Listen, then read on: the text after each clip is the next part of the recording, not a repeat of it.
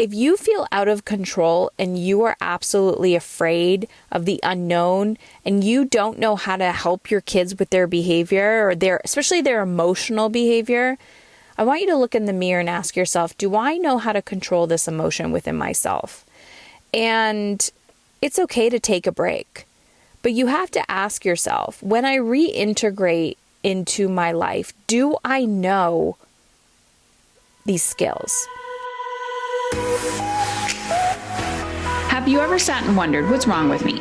Why can't I get my shit together? Or maybe you feel like you have your shit together, but you can't seem to break through to the next level. You find yourself cycling around your goals, not fully jumping in, committing, or maybe you're like me and you love a good challenge. So you jump all the way in and then feel the whiplash of your emotions, fear, judgment, shame, overwhelm. Why do some humans have this unbreakable resilience while others seem to run and hide from their emotional discomfort? This is the question I ask myself on a daily basis, and the one I am determined to solve on this podcast. I'm here to ask the emotionally uncomfortable questions and help women thrive in all areas of their life. I'm a TEDx speaker, author of Dying to Be a Good Mother, and host of this podcast. I'm here to help women take radical responsibility for how they want to feel in all areas of their life so they can show their children how good life can feel. I started my career as a social worker, helping adults see and understand their children's behavior. But it wasn't until stage 4 cancer in 2013 that pushed me to take a deeper stand for change, uncovering how cultural expectations sabotage our dreams. I've been featured in Forbes, Entrepreneur, Real Simple, Google, Mind Body Green, and more. And the number one question I get asked over and over again is, Heather, how do you do it all while having energy left over? Simple answer is, I don't. I plan my week in alignment with how I want to feel. And I want to show you exactly how to do this yourself. So head on over to Heather Chauvin, CHAUVIN.com/energy. heatherchauvin.com/energy. I have some freebies over there for you. Videos, PDFs, bonuses, how to stop yelling, how to hold healthy boundaries, and the common reasons why women block their success. Let's dive in to today's episode.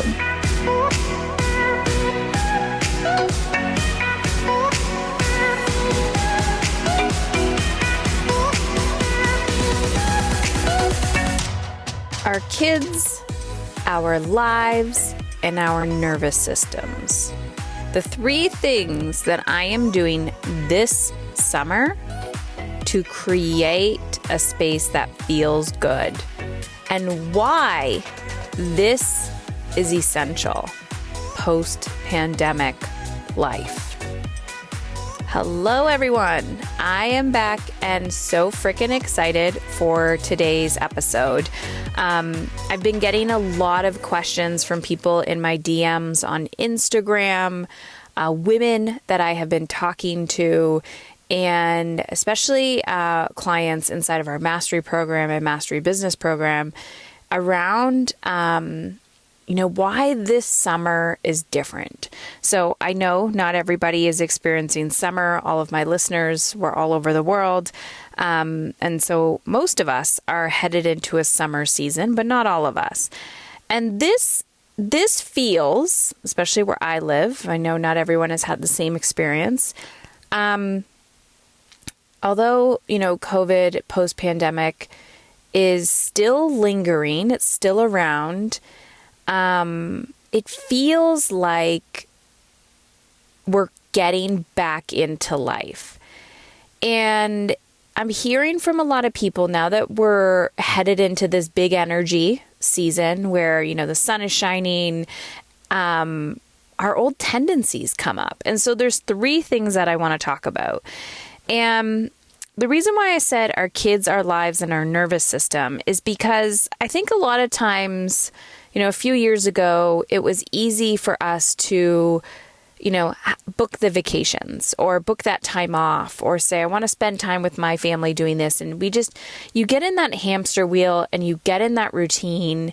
And then September happens and you get back into that routine and then you just rinse and repeat the cycle. And one day you wake up and you're like, oh, who am I?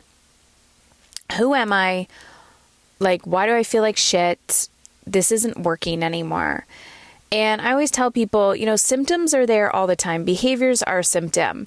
And this year has been incredibly challenging. It's been incredibly challenging for me personally, as a mother to a teenager. And it's taken me to a next level of my personal development that I never thought possible. And it's been interesting because I have been able to consistently show up, go after my goals, even in this incredibly challenging season, and I am not burnt out.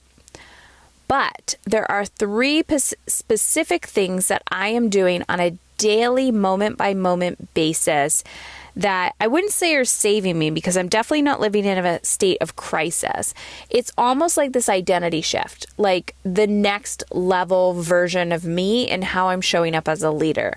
And when I say leader, I don't mean from a business perspective. I mean as a woman who prioritizes feeling good as my compass. That doesn't mean that every single day I feel amazing. Some days are shit. Some days I, don't want to get out of bed. Some days I'm like, oh my gosh, I have so much fear today. I have so much resistance. But the reality of what I'm trying to say is when you realize that you are committed and your compass is how good can I feel, that is where your energy and attention goes. But when you don't have that as your compass, your energy and attention are focused on your to-do list. They're focused on things that are not in alignment or even connected to yourself, to your inner self, to how you want to feel, to how you want to show up. So the first thing that is super important and impactful for me, and if you want to take this into your summer as well, is daily micro habits. I've talked about this before, but it's definitely becoming more of, I don't know if it's like a thing that I'm grabbing onto. When you just keep doing something, you're like, oh my gosh, I love this.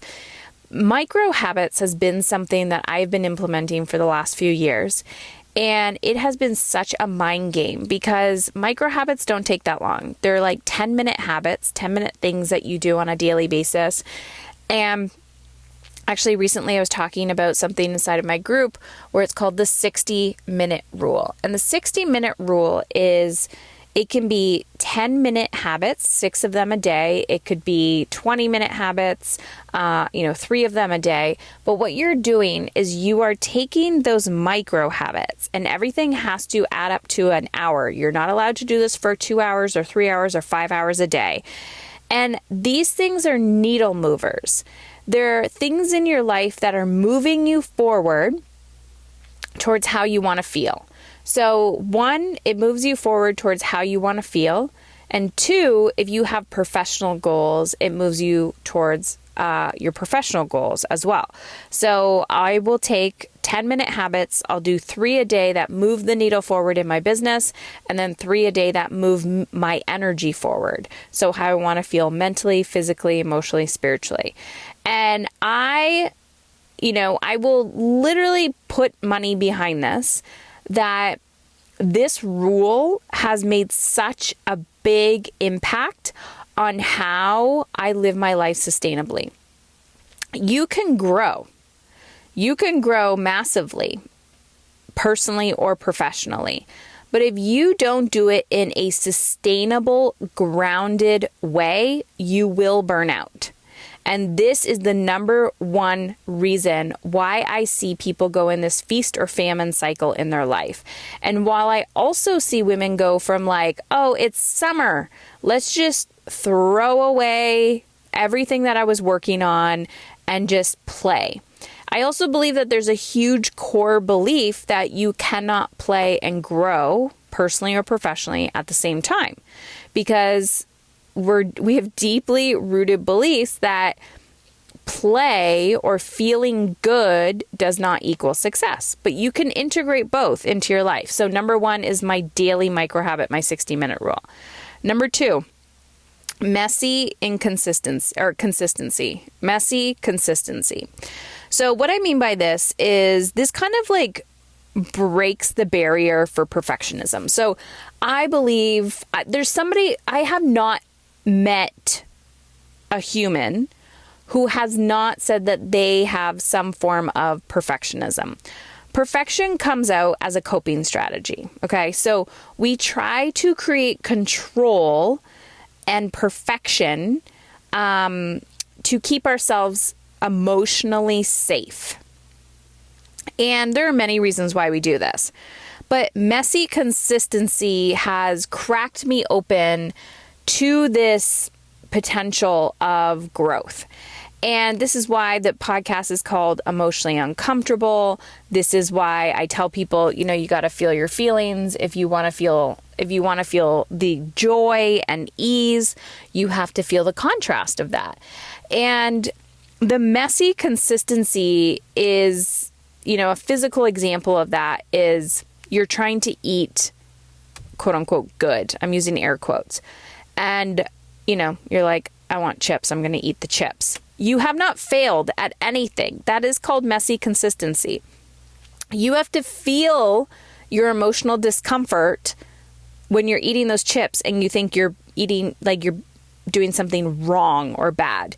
This is when, I see women inside of my community, they're like, oh, I've been really good with my morning routine and then I got off my morning routine, or I've been really good at XYZ and then this happened. And I'm like, yes, life is going to happen, right? Summer is here. A kid gets sick, something happens in your life, like life happens. You have to life-proof your life. That's ridiculous to say, but it's kind of true. So don't aim for 100%. Don't aim for being perfect, because when you aim for being perfect, you're aiming for failure. Like it's not going to happen. And that's why I don't like the that saying like practice makes perfect, because perfect doesn't exist. Practice makes progress, whatever the hell you want to say, but let's like eliminate perfection from our vocabulary. What I've also noticed, like 70 to 80%, but even 70%, if you can give yourself a 30% leeway to just be messy and inconsistent and imperfect, there's so much freedom there. And what I notice with myself is as I'm practicing this messy consistency, whether that's with my energy, my personal goals, it might be walking, it might be working out, it might be eating, but it's also this like messy consistency when it comes to, the mental boundaries. And we're going to talk about that in a second. Unhooking yourself from that perfectionism, right? So watching yourself wanting to be perfect, and you can catch your own behavior. It's called self-coaching. You catch your behavior and you're like, nope. So if I'm eating those chips, if I'm like, I just need a break today, I'm not going to the gym. Yeah, you might be sabotaging yourself. That might be resistance. But this is about you truly tapping into yourself and listening and going, I'm fucking exhausted today, or I need to take a break. Like truly listening to yourself, because as you grow your capacity, you're going to understand what messy consistency is. Like, okay, I'm going to be consistent, but today it's okay to be imperfect. And the key, and this is number 3, which is boundaries with yourself first. Okay. And I'm going to call these emotional boundaries. So emotional boundaries to me are when we are watching how an emotion tries to sabotage or control us. So it can be perfection. It can be shame. A guilt is a big one. I hear women talking about guilt a lot. So let me give you an example. You know you need to create space for yourself. So you put space on your calendar. It may be in the morning, it may be midday, it may be in the evening, it may be a weekend. 10 minutes, might be an hour, who knows? You have something on your calendar. That time is coming up. All your mental shit starts, right? Oh, I'll do it later. I don't have time for this. Somebody else needs me. Someone gets sick, a text message comes in, you start checking your emails, like you're trying to busy yourself.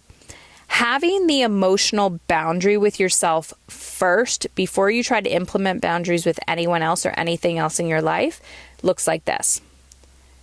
You're literally sitting there about to discount that space that you put on your calendar. And what you're going to do is you're going to say, nope, perfection, guilt, not today. I see you. I acknowledge you.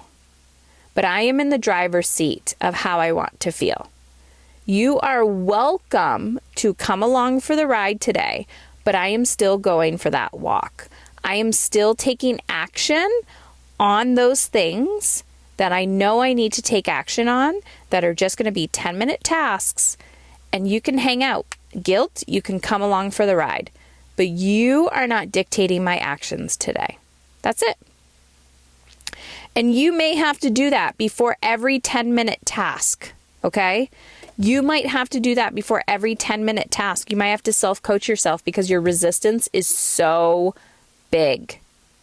So the emotional boundary is you truly having a boundary with yourself first. So this actually was ignited from a conversation I was having with someone where I was talking about boundaries. And she said, how do I implement a boundary where I don't hurt the other person's feelings? I said, you need to first, she said, I'm a people pleaser. And then I said, you need to first hold that emotional boundary with yourself, with your inner people pleaser. She's like, what do you mean? I said, you need to, when the people pleaser wants to come out and you want to act on the people pleaser, you want to say yes to something when you really meant no, you want to overextend yourself, you come back and you hold that boundary for yourself and you say, people pleaser, no, You can come along for the ride today, but this is the action that I'm taking. And then you have to sit with your emotional discomfort. Hence the reason why the podcast is called Emotionally Uncomfortable. You have to sit with your feelings. You have to sit with that people pleaser, that whatever it is, that wound that is going to come up and out, right? It's going to feel so raw. And you're going to be like, I'm going to die. You're not going to die. It's just a feeling, okay? So you're going to sit with it. That is called an emotional boundary. And then you're just going to watch how people react, and they're going to re-trigger you again and again and again and again and again. And you just sit in your rawness, because what's happening when you're sitting in your rawness is you're actually healing that wound. It's kind of like putting salt on your wound, okay? Why is this essential? Why are these 3 things, daily micro habits, the 60-minute rule, taking messy action consistently, and holding those emotional boundaries with yourself? Why are these three things essential for creating a summer that feels good? We no longer have the privilege of pretending that we can go back to normal. We need to really stop that. And I know for a lot of the people that I attract, and for most of you who are listening to this, you're a mother.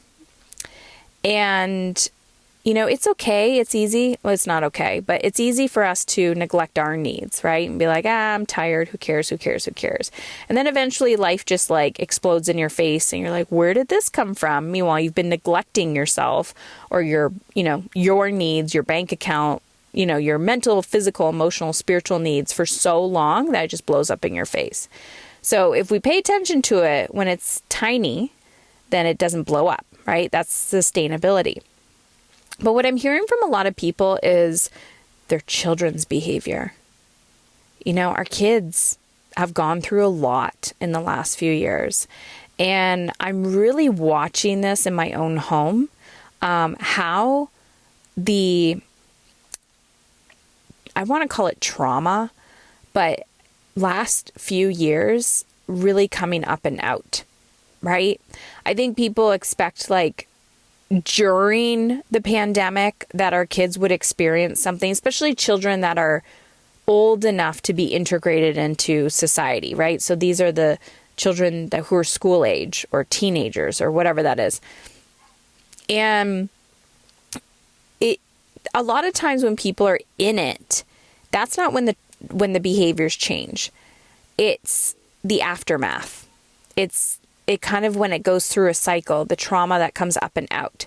And so I'm watching this and observing this in my own home where, you know, the physical exhaustion from a school year that was almost like a normal school year, but the physical exhaustion, the mental exhaustion, the emotional exhaustion, and watching our kids transition through this time is incredibly painful.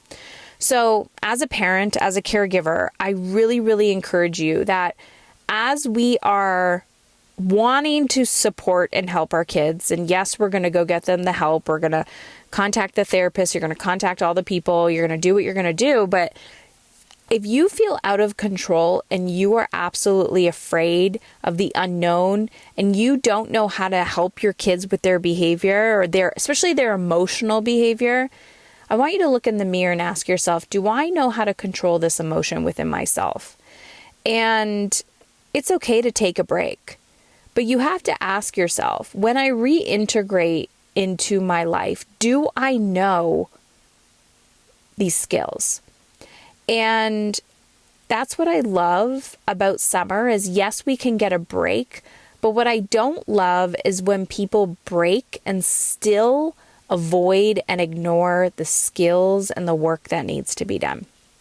So that's why this summer specifically, we're opening the doors to our mastery program, which is the foundation of what I teach, helping you learn how to trust yourself, gaining that confidence to show up for what you really want, and helping you take the powerful, targeted action towards your goals. Inside of Mastery, we really focus on helping you strengthen your emotional intelligence so you can live, work, and parent from a place that feels good. When you feel lighter, that's where the magic happens. We're breaking those generational patterns in your life, creating those fulfilling relationships, not only with your kids and your partner, but more importantly, with yourself. So who does this program typically attract? I attract a lot of professional women, either working moms in corporate, working moms with a business. You might identify as a professional, but most of the time, the women that I attract are some version of myself, and she typically identifies as the responsible one. A lot of people go to her for advice, or she's got a lot on her plate, and you're starting to feel the contrast of that. It might be burnout. It might be your health is deteriorating. You're watching your relationships deteriorate. You're definitely might be going to bed with worries or fears, and you don't have a plan to get out of it, and you just keep spiraling. So at the end of the day, Mastery is about helping you feel alive and feel good. This is very counterintuitive to what culture teaches us, which is exactly why I'm gifting you July and August if you apply before July 15th. We're doing this summer promo because 1, you deserve to feel good, and 2, why wait? Why wait till the fall when the kids are back in school when you can start integrating this work into your life now? Because I'm telling you, you can do this now. You can. So head on over to Heather Chauvin, CHAUVIN.com/summer. Fill out the application, book a call, and I look forward to reading it. HeatherChauvin.com/summer. I came across Heather on Instagram and her podcast more or less simultaneously in February of 2021. At first, I was really intimidated by her, and And I listened to a couple podcasts and kind of put it on the back burner and said, well, maybe at some point I'll be ready for this.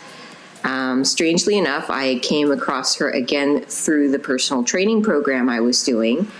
And in June, I decided to take the leap and trust the process. I'd made the decision to take a step in my professional life and my career where I was basically very, very scared of what I was getting myself into. And I felt like I needed some support, and I was intrigued by the idea of the community and also the methods that Heather teaches. And so I decided to join, to stop repeating some of my past cycles where I would always tell myself, I will be happy when.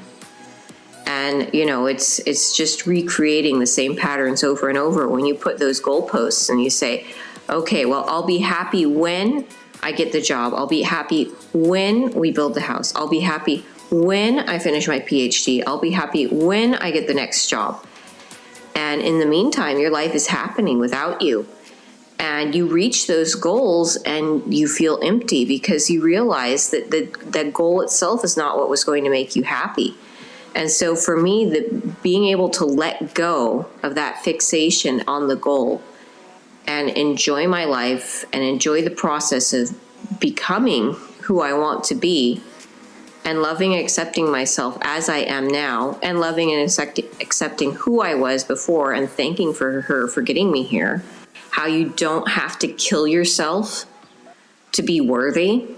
How you don't have to try and please everyone around you and live up to some imagined ideal. That we can let go of all of that and live so much more authentically, at peace with ourselves, mindfully, intentionally, and just be able to really get down to who we are and let go of all of those preconceived notions we have about motherhood, about what it means to be a woman, and, connect with what it is we really want. What is that deep inner desire? What is that why? And understand that the fears that we have of becoming that woman, they're just showing us where our work is, and that the fear of failure and fear might not be the worst fear we have. Oftentimes it's the fear of success, of what will happen if I do truly step into my full potential and my full power. There it is. You just listened to the Emotionally Uncomfortable podcast. If you want to take this conversation to the next level, head on over to our private Facebook group community, heatherchauvin.com/Facebook. My last name is spelled CHAUVIN. That's heatherchauvin.com/Facebook. Also, if you are a huge fan of this show, please rate and review it on iTunes. Every review helps another woman like you take back control of how she wants to feel and become emotionally uncomfortable. I truly believe the better we feel, the more alive we become. This is how we are going to change the world. And if you've been watching me for a while, if you've been on the fence and you're curious, how can Heather help me? Head on over to heatherchauvin.com/work with me to check out my mastery and mastery business coaching programs. That's heatherchauvin.com/work with me.